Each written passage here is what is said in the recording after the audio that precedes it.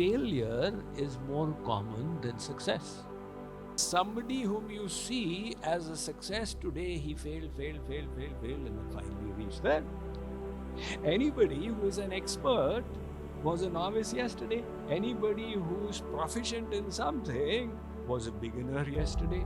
Now, we should not pay too much attention to them. For example, the most popular president in India's 75-year history, Dr. A.P.J. Abdul Kalam. He was the leader of the team, and their goal was to launch a satellite for India.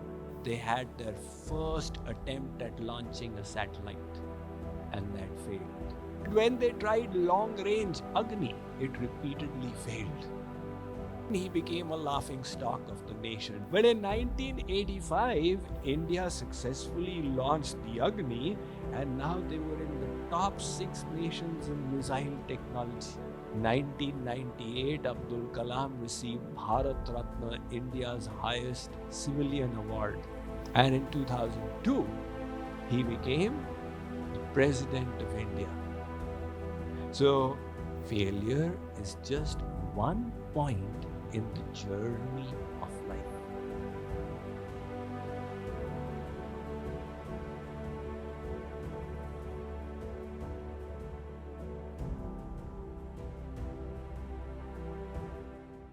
Today, we'll talk about happiness in the face of adversity.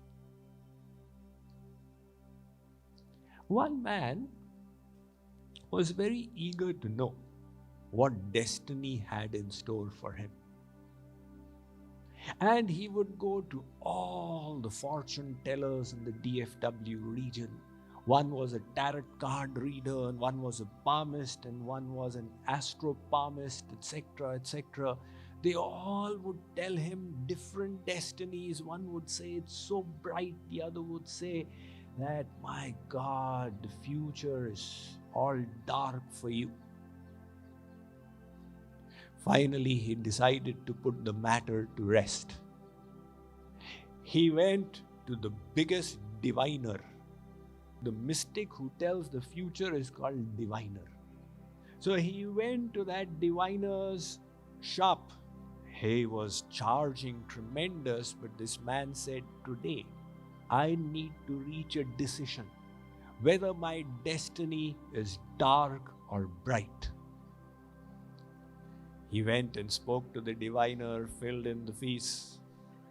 The diviner got 2 pieces of chalk, one black and one white. He drew 2 big circles on the floor, one black circle, one white circle, and then went and brought a tortoise from the inner room. He placed the turtle on the floor between the 2 circles at a distance and said, my dear fellow, this turtle will tell your fortune. If it walks into the white circle, all will be well. If it enters into the black circle, then God save you. So he watched with abated breath as the turtle poked its head out of the shell, raised it, and then slowly started walking as only turtles do. And with every movement, his heart was in his neck. The turtle seemed to be equidistant from the white and the black circles, just walking, and his future destiny was still in suspense until his worst suspicions came true.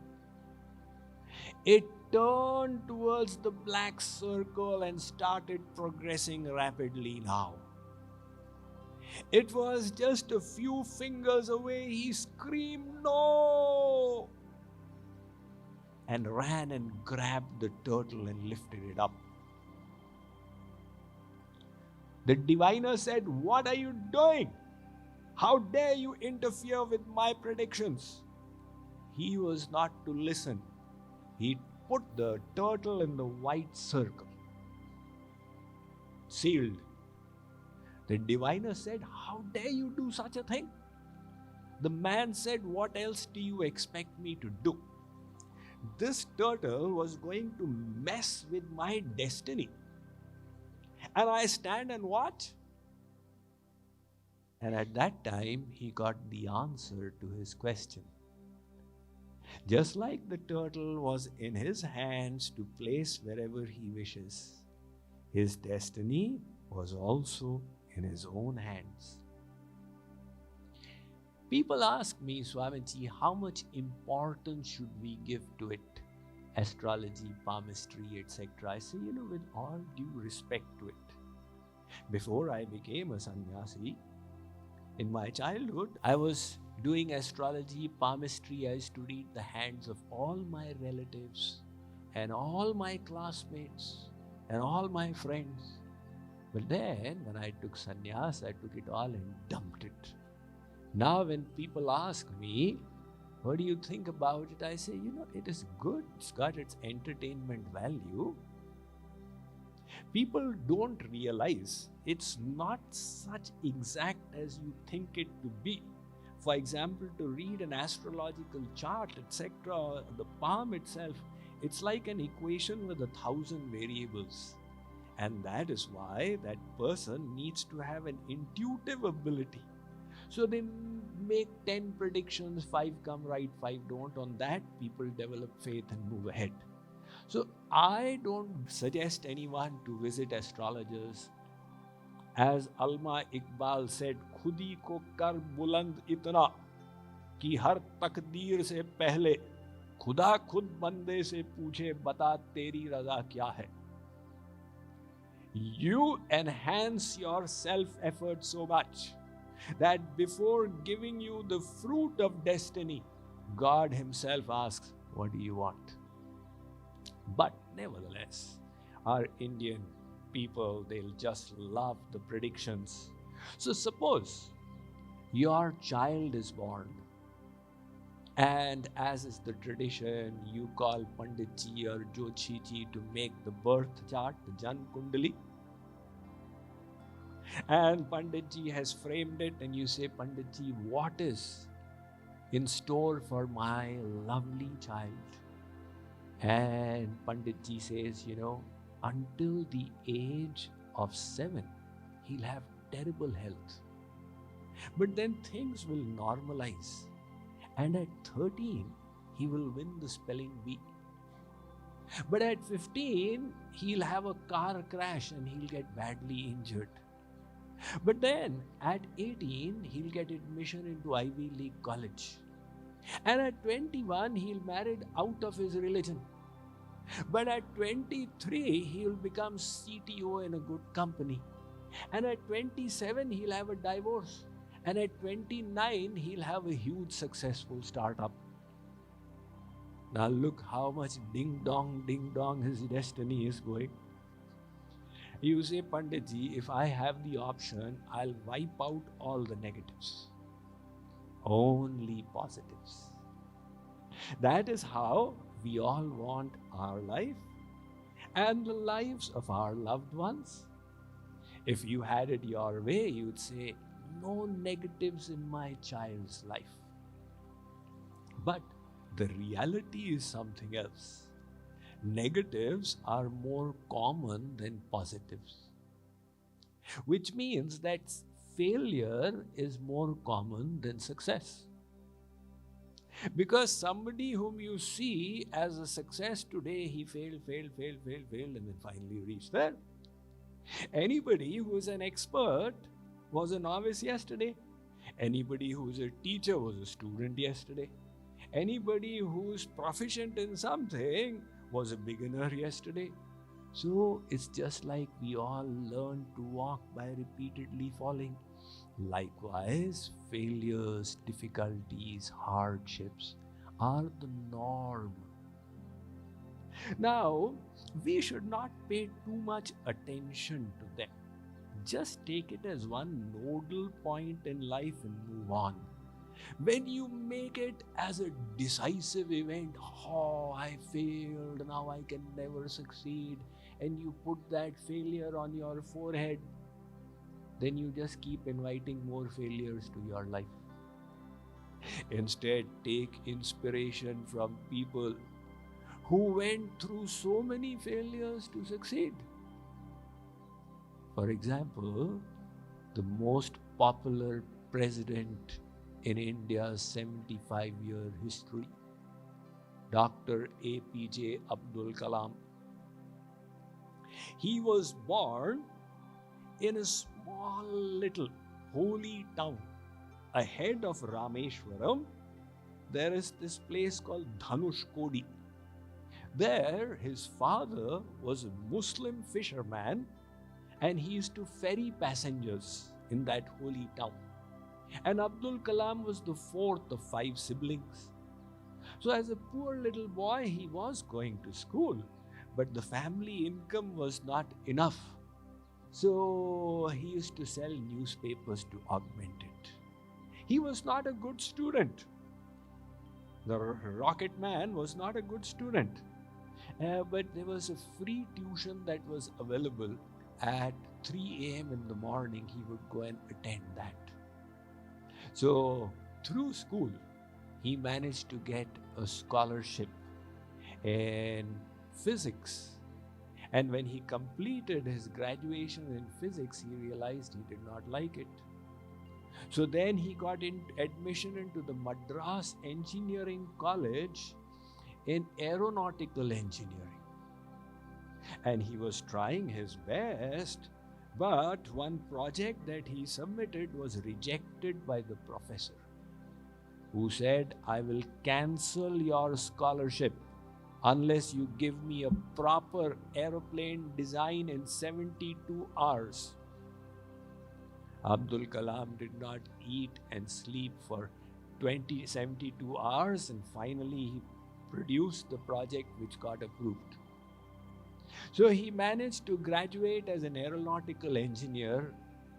In those days, just after India's independence, there were 2 options for aeronautical engineers. One was in the DRDO, Defense Research and Development Organization. The second was in the Indian Air Force. So he applied to the Indian Air Force. There were 28 candidates, out of which 8 got selected. He was the 9th. He failed. From there, he went to Rishikesh and visited the Divine Life Society. Swami Shivanand was personally present at that time. And Swami Shivanand said, don't let failure discourage you. The whole Bhagavad Gita begins from here. Arjun Vishad Yog. Arjun was in confusion.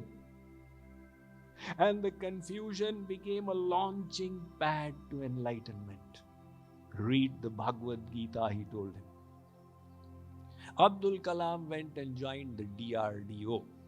The United States government invited 5 scientists from India, and that included Abdul Kalam, to the NASA. They loved his work and they offered him citizenship with a permanent job at many times the salary. He rejected it. He said, I love my country, and went back. He says in those days, at the DRDO, they were trying to develop rockets and they didn't even have a permanent building. So they were using other buildings and they would carry the rocket parts on bullock carts. So nevertheless, in 1963, he went on deputation to ISRO, Indian Space Research Organization. And in 1969, he became the director of the SLV project, Satellite Launch Vehicle Project. So he was the leader of the team, and their goal was to launch a satellite for India. And in 1979, they had their first attempt at launching a satellite, and that failed. So Abdul Kalam didn't know how to face the media now. The chairman of ISRO, Dr. Satish Dhawan, he took the stage. He said, Abdul Kalam and his team are competent. They will succeed in 1 year.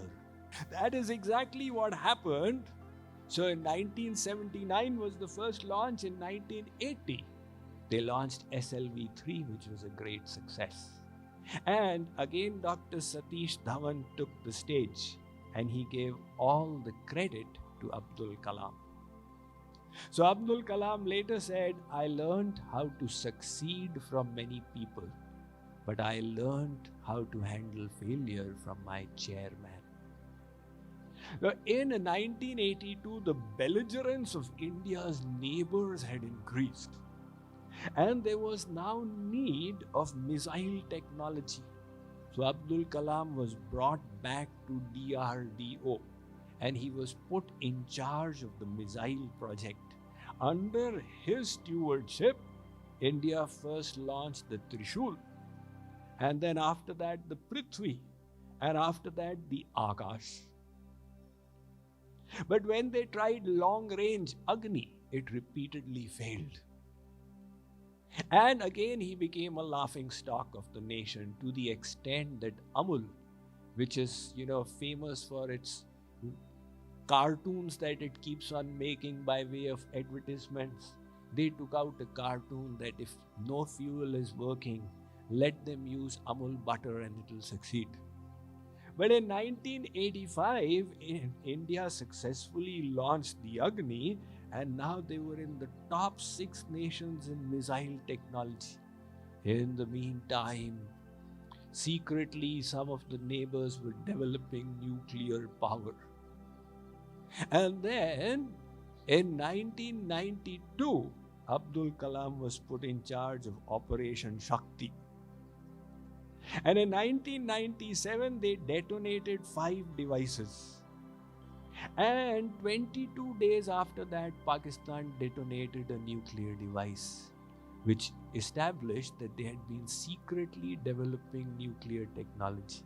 1998, Abdul Kalam received Bharat Ratna, India's highest civilian award. And in 2000, I think it was 2002, he became the President of India. So look what a checkered career he had. Finally, when he passed away in 2014, people were astonished that such an eminent man, his entire possessions were 5 sets of clothes and 2,000 books. So, the learning from here is that failure is not a final event. Failure is just one point in the journey of life.